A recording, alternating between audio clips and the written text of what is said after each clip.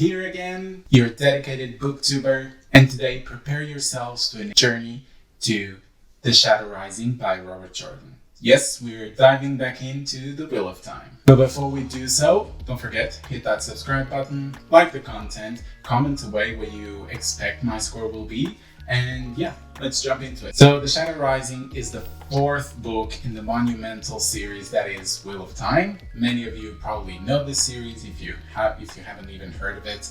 I don't know what you're doing, but this is a classic. Go and read it. I mean, it's a 14 series book, so it's quite a commitment, but I swear to you, it's so worth it.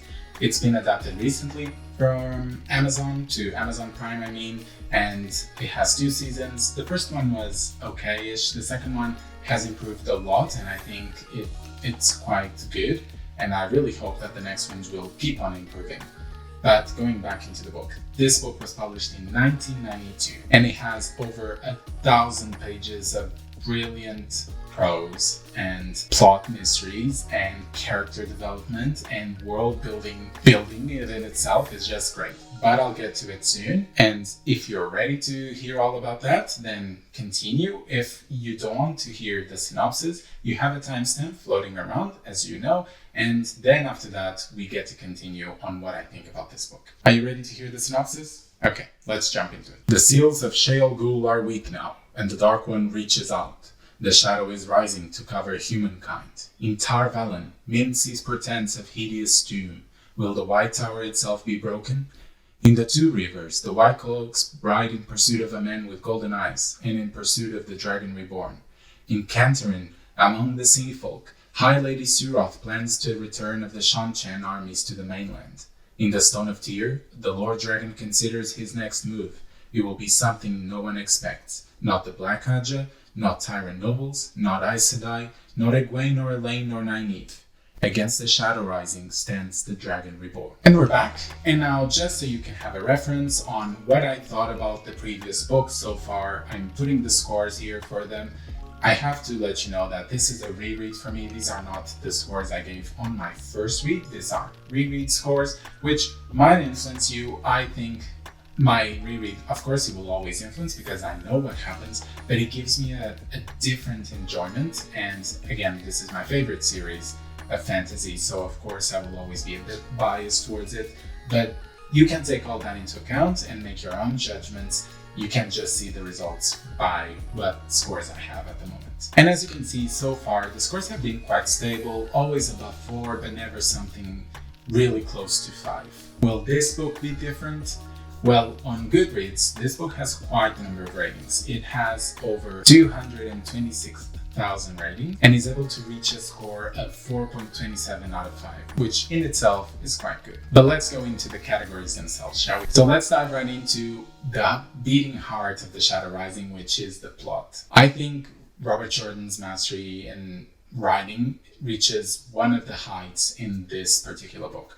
I remember on my first read, this had always been one of my favorite books across the 14, and the plot is a major reason why. We have several threads of narrative, several POVs that we follow, and it seems like they all go in different directions and almost random, but they all intertwine and weave in this tapestry, which is so reminiscent of the Wheel of Time, and it all blends into a really nice image in the end. And I think this is also one of the first books where the characters split and they don't reunite back again at the end of the book, which had been happening in the previous books. And again, all these arcs are happening all at the same time, and they never really lose momentum, or at least the narrative never becomes super boring, because as one arc is reaching a peak, there are other arcs that are reaching a low, and there's that balance that makes us keep reading because there's always something good, something high happening. We have from political intrigues in the White Tower, the monumental shifts in the Aiel Waste, and then again, all these things that keep happening, it's just, they keep us at the edge of our seats, always wanting to read a bit more to know what's going to happen next. And the other thing is Jordan is able to give us the consequences of the characters' actions. It's not always like the plot is proceeding because it just needs to. It's most of the times the characters are acting upon destiny or upon their own personalities, and so the plot moves forward and has consequences towards that. There's not always victories, there are also failures all the time, and you see that not only with our main character Rand, but with other characters as well. And I think that's part of what makes the plot exciting, because you never know when the next failure will happen and what the consequences of that failure are. And of course, as the plot unfolds and as you read more through the book, secrets are fulfilled, prophecies are fulfilled, and of course the threat of the Dark One becomes larger and larger, and the probability of its success also increases. And I cannot not mention the plot twists of this book, because towards the end there are so many and you get surprised left, right and center, and it's all so exciting. And again, I remember the first time I was reading, I was jaw completely dropped on the floor and thinking, oh my god, what will be the consequences of all this that is happening? And the second time, knowing what was happening, I was just super excited to get to that part and relive those feelings again, which I was able to.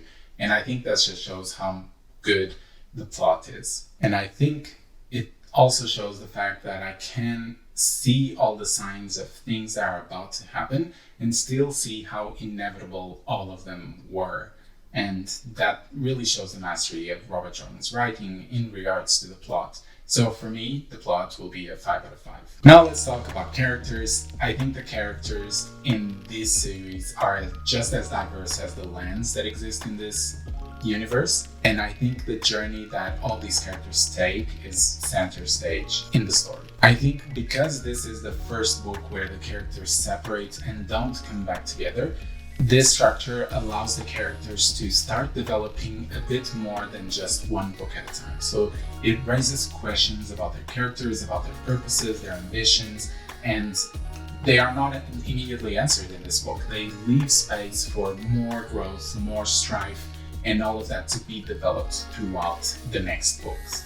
And that's an advantage in itself. Of course, if you want everything to be self-contained in one book, then for you will be at disadvantage. But I think this allows for bigger projects to be developed. I think, for example, Randall's lore, you see him struggling throughout all the books, but more and more. But this book allows him to struggle with his destiny and the consequences of his choices, and also the amount of choices that he has to make. And that also, because he doesn't need to do all those choices in one book, he can think about some. That adds layers of thought and struggle within himself, and that allows for more development to occur. And this is not only for Rand, Perrin, Egwene, all of them have good arcs that you see them start to develop their own trajectories and still have struggles and victories as well. All of this to create this tapestry that is beautiful and exciting to see where it will lead us next. And of course, there were still some annoying characters, Nynaeve and Elaine, but they weren't boring. They were just annoying by the actions they were taking or their personalities, how they were being. But then again, it's normal not to like all the characters in one book. If you have dozens and maybe hundreds of characters like you have in Wheel of Time, there will be some that you don't like as much. And that's fine. It's just you have to go through those parts when you have to, and then continue reading the parts that you like. And even though the book is over 1,000 pages long, we see a lot of the main characters being developed. However, the secondary characters don't get as much time, and that's normal. However, there were some characters I would have liked to see a bit more. Like, I wouldn't have mind seeing a bit more perspective, or finding out from other perspectives what's happening to Rand. We see some of that but also like Moiraine, and also seeing Matt, although we do see Matt a bit, and Matt is part of the main cast, but you get what I mean. More secondary character perspectives would have been good. And I think another thing that is both part of world building but also part of character is the development of cultures. And Robert Jordan does this very well with the Aiel culture, because that gives us a backdrop into other characters' development, such as Avienda, or even Rand as he has to deal with Aiel culture, or even as Egwene has to also deal with this culture. We see that there are parts like what is honor, what is duty for this culture, and what is destiny and how they need to integrate that into their lives and respect it while trying to learn, but also keep their own identities, these type of struggle. I think characters are just amazing in The Wheel of Time, and okay, there can be too many characters for some. I think this adds really a depth of literature that you don't always get in other books. So for me, the character category will be a 4 out of 5. And of course, one of the crown jewels of Wheel of Time is the world building, and not just in this book, but in the whole series. Robert Jordan created a masterful world with a great magic system, great cultures, great countries.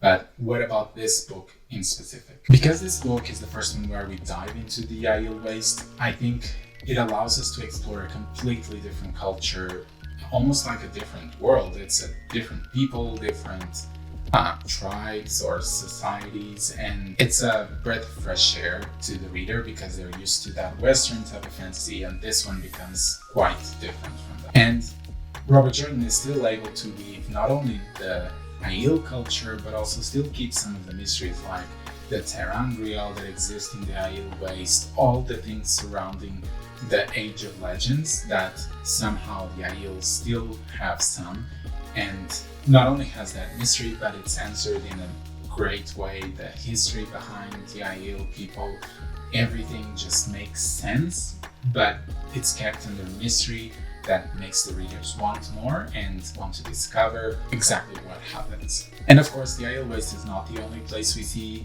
We see Nynaeve and Elaine traveling to other countries, meeting different peoples and their cultures, and all of that is amazing as well. We see the White Tower part, which again, machinations and political intrigues are one of my favorite parts, and so every time we go back to the White Tower, I love it, especially just understanding how that particular tower or country or state works, because it's very interesting, all the power play that happens. But what I think sets The Wheel of Time in general and The Shadow Rising apart is the fact that the world building is so seemingly integrated into the narrative. Like, the world is not just a backdrop where, like, just a background scenario where characters are acting. It actually acts upon the world. We have Tel'aran'rhiod, the dream world, that characters keep popping in and out. We have the One Power that is part of the world as well. Parents' powers, which are also part of the world, and all these interact with each other and create good scenarios for the characters to explore. So for me, world building in this book has been excellent, and I can't wait to keep diving more and discovering more, and so for that I'll give a 5 out of 5. Of course, you can just imagine already that regarding writing style, I love Robert Jordan's writing style. I think his prose is amazing in the sense that it's descriptive. It makes me imagine vividly what's happening, and it's also very good at describing how characters think. At least in my culture, I do see a lot of these trains of thought happening in both male and female characters, so I love that. So yeah, it might not be for you, the descriptive prose, of course, but if you love to hear about vivid landscapes going from the deserts of the Aiel Waste to the gardens of Tarvalon or the seas of the sea folk, all of that, you will love this book and this series in general. And the other thing is, if you love character interactions and also trying to understand what the characters are thinking when they're interacting with each other, you will probably also like this book. Again, the views, this book was published in 1992, so the views are from that time. You need to take that into account, but still there are a lot of things that still occur nowadays. The pacing of the narrative, I think it's also quite good. Of course, there are parts that are quite intense, filled with action, and others are more introspective, making you think. The characters are thinking and reflecting on themselves, trying to figure out what their next steps are. So there is that high and low, but overall, I think that's good, because if you were always in a high, then you wouldn't get any rest and you would desensitize from the action. Whereas if you were always on a low, that would just be boring. You want those highs and lows, it's always good. And what I find amazing is that if you had a bit of dialogue from one character without telling me what character that was, I think I would be able to tell you what character that would be. Because with Robert Jordan's writing, the dialogue is so distinctive to each character without going into accents or things like that. It's just the way they talk and what words they use, all of that is very well done in my opinion. So I think in The Shadow Rising, the narrative not only serves for a good book, but enhances the experience of reading it. It's like each sentence is a brushstroke, and in the end you have this painting of The Shadow Rising, which is a masterpiece. And for that, I'm going to give this category a 5 out of 5 as well. Now let's address the ultimate question: did I enjoy The Wheel of Time? I think this is an obvious answer, but I'm still going to tell you that yes, I did enjoy The Shadow Rising a lot. I was already hooked from page 1 because I knew what was going to happen towards the end, and rereading all of it was just amazing. I loved reading it again, and I would do it yet another time if I needed. I think reading this book is not only like an experience of enjoying an adventure, but it's also like that triumph and those valleys of deep emotions that you feel, or of struggle and strife, and you can really feel them with the characters. And the sense of wonder of seeing these parts of the world, or looking into Tarvalin and imagining what would it be to have the One Power or Sylar Saidin, whichever you would. It's just all these things really make you dream as you're reading, and I love that feeling. I mean, who wouldn't want to navigate the corridors of the Stone of Tyr, or just standing in a precipice of the Aiel Waste, of course with some people there to help you out if you need it, but still, all of this would be amazing to experience. As a reader and a fan of The Wheel of Time and of Shadow Rising, I think this epic fantasy book ticked all the boxes for me on my first read and on my first reread. So it's a yes on all boxes again. I think it just shows how I love epic fantasy, and especially this more classical fantasy, and I will keep reading all that it has to offer. But I also think it shows how good Robert Jordan was at making this world and these characters and this plot. Of course, this category, you can already imagine, it's a 5 out of 5. So in conclusion, I think it's obvious that The Shadow Rising stands as a towering achievement in the epic fantasy genre and in The Wheel of Time as a whole. It has amazing plot, characters that are vivid, world building that just keeps on adding complexity without being confusing, a writing style that is both eloquent and evocative, and an enjoyment that surpasses expectations, at least for me. As I said, I think The Shadow Rising in the 14 books is one of the top ones for me, not the top first, but close to. And of course, as you can see, it is also quite the jump compared to the previous books, as this one is able to acquire a 4.8 out of 5.